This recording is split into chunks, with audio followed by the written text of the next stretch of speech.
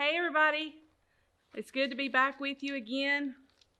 Hopefully we'll be back in person sooner rather than later, but I feel like I've been saying that for 2 months now, but we're closer than we were, so that's good news.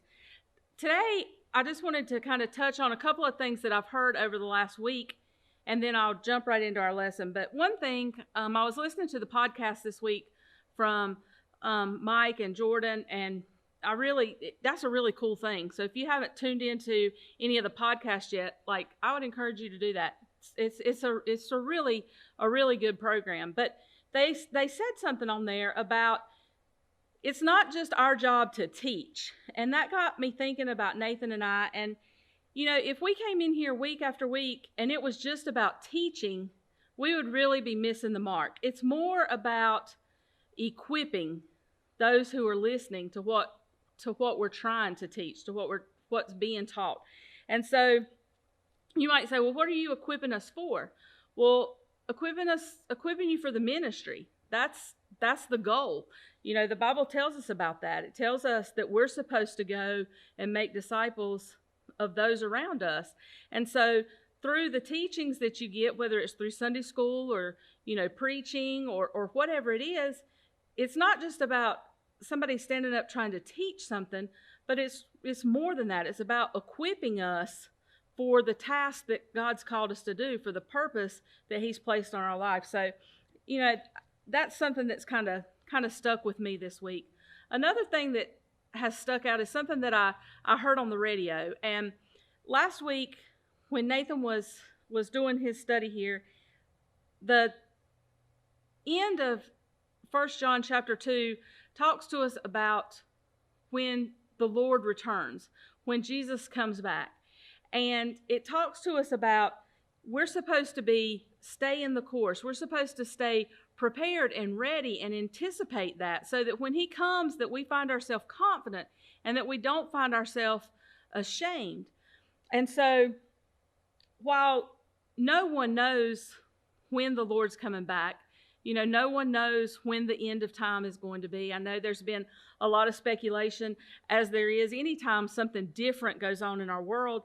Is this the end? We don't know. Maybe. Who knows? Only God in heaven knows. But what I do know is that we're closer today than we were yesterday. And that might sound kind of like a corny, goofy little thing to say, but it's the truth. Every day is a day closer to the return of the Lord. And what are we doing with ourselves during that time?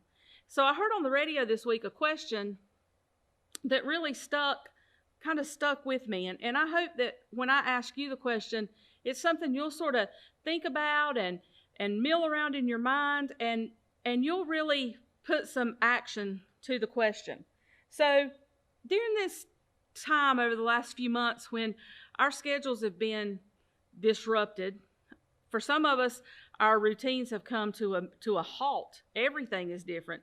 And we've talked about how it's an excellent opportunity for restructuring or reprioritizing, reorganizing, maybe reevaluating some things. But one of the things that was asked was, have I been busy prior to this? Was I busy being busy, or was I being fruitful? Think about that for a minute. Were you just busy, or were you fruitful? I think moving forward, when we come out of this, there's a lot of things. A whole discussion we could kind of have is, what have we learned? What are we gonna do different? What kind of changes have we noticed? What kind of changes do we need to make? What changes worked? What changes didn't work?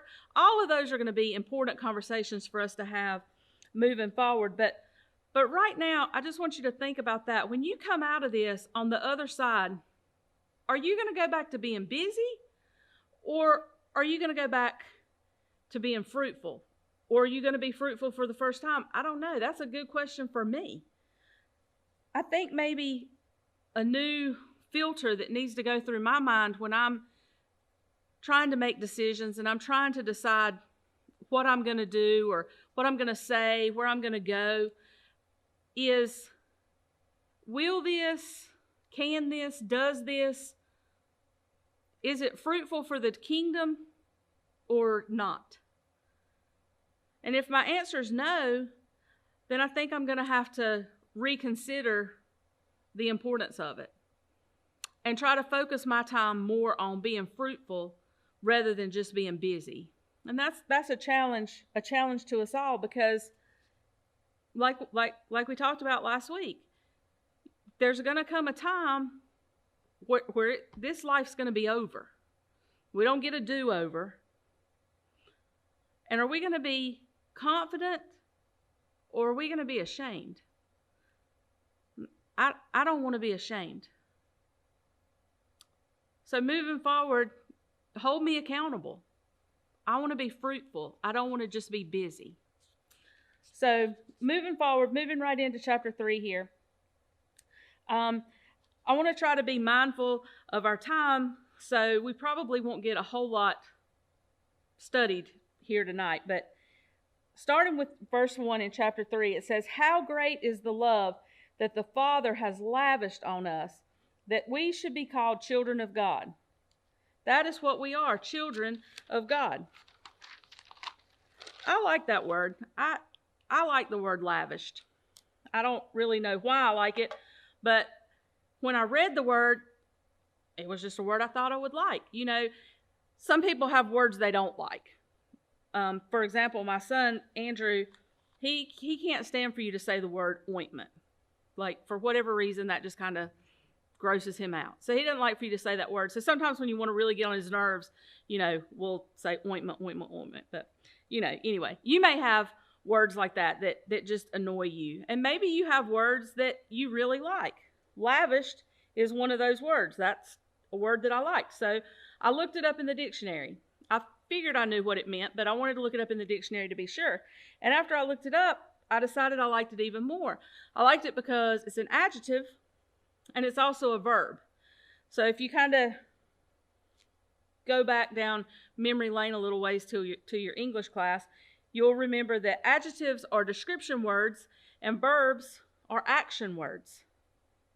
And since I'm a visual person, I really like descriptions.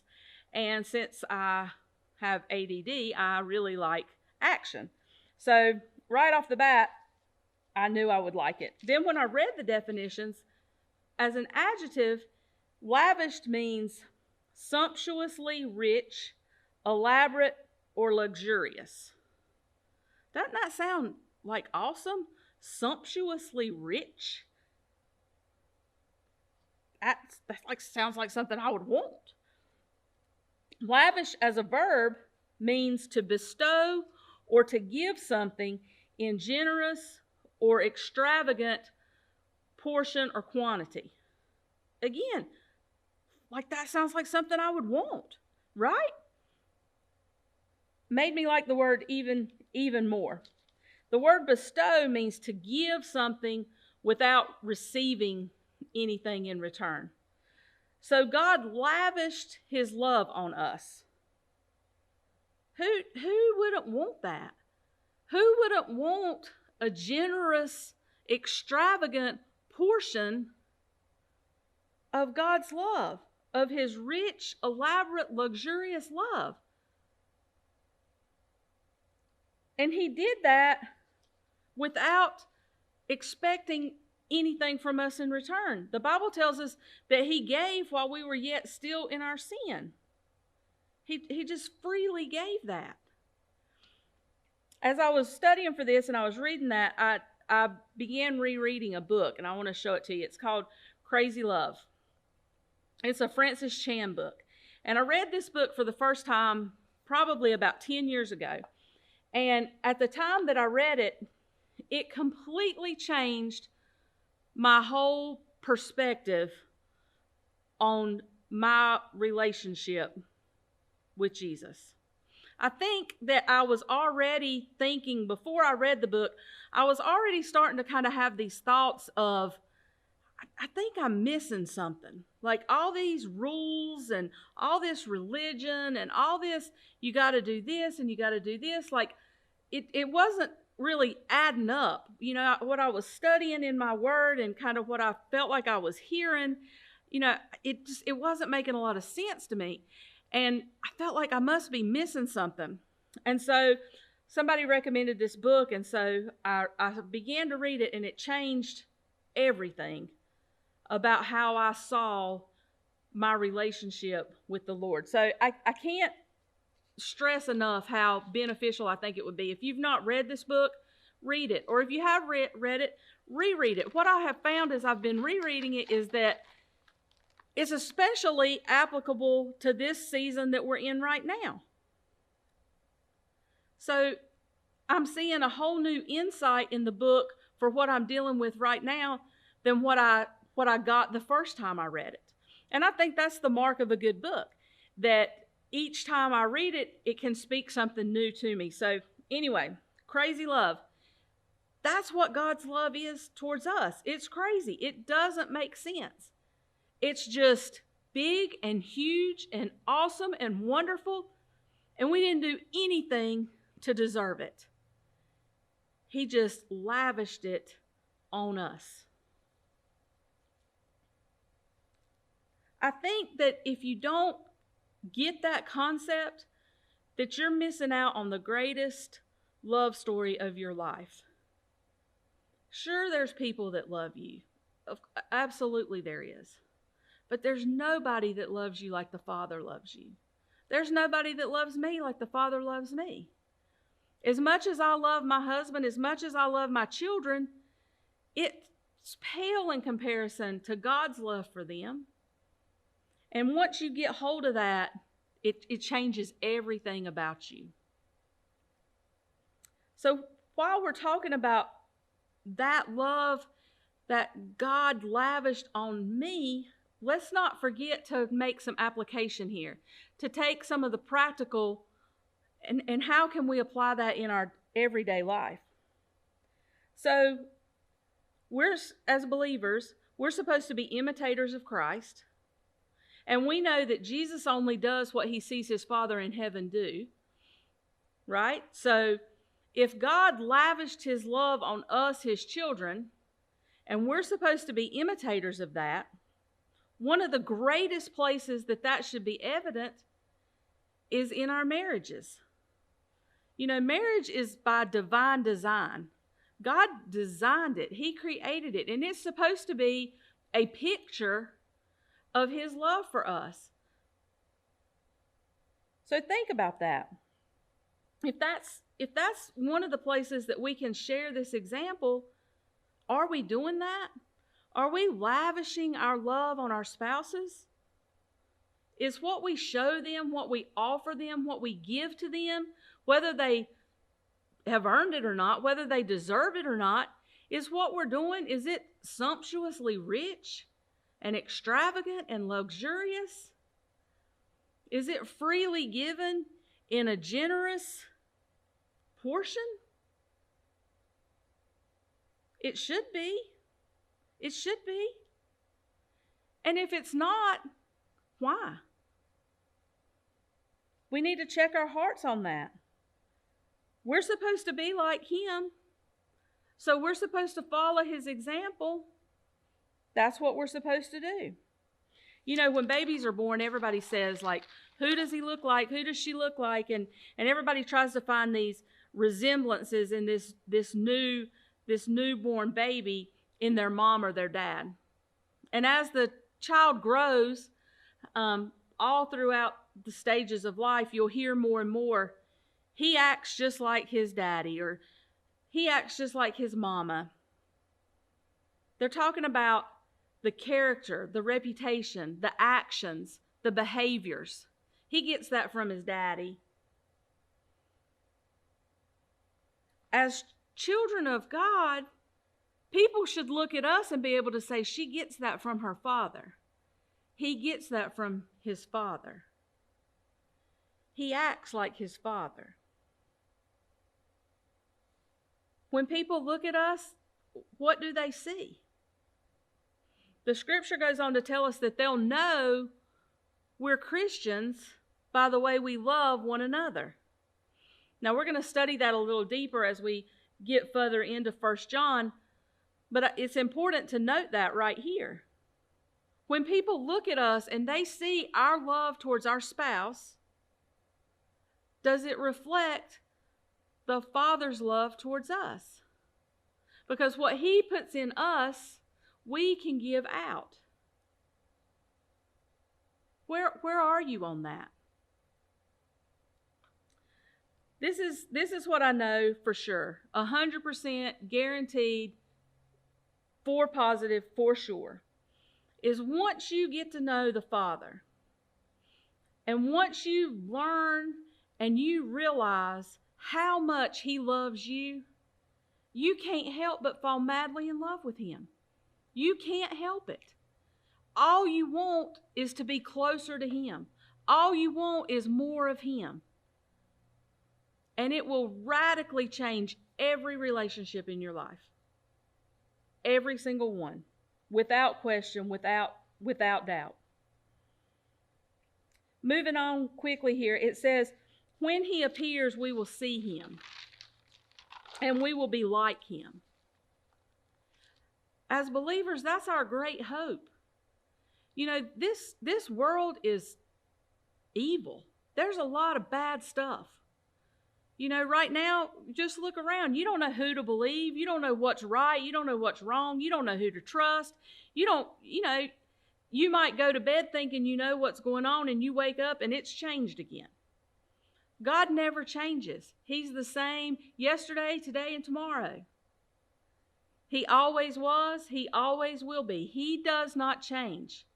You get to know Him, and you'll have this confidence inside of you. You'll have this peace inside of you that even when things seem out of control, something inside of you is settled, and it's okay. The Bible calls that a peace that passes all understanding. If you've not ever experienced that, I pray that you will, because it's like nothing. I can't describe it to you. I just can't describe it. People are mean. Life is hard. But for us as believers, we have this hope that He's coming back. We have this hope that everything we're going through right now is going to be for His good and for His glory. And one day, we're going to be in heaven with Him. For me, that's exciting.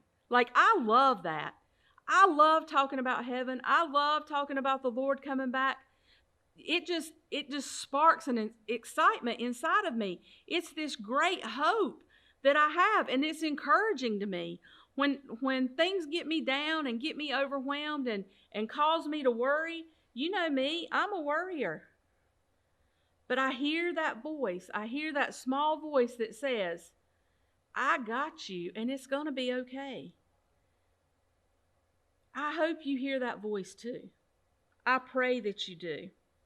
And I can't wait until my faith is believing in what you can't see, right?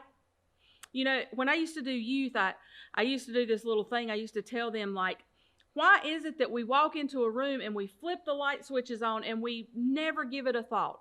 We just flip the light switches on and we just assume the lights are going to come on.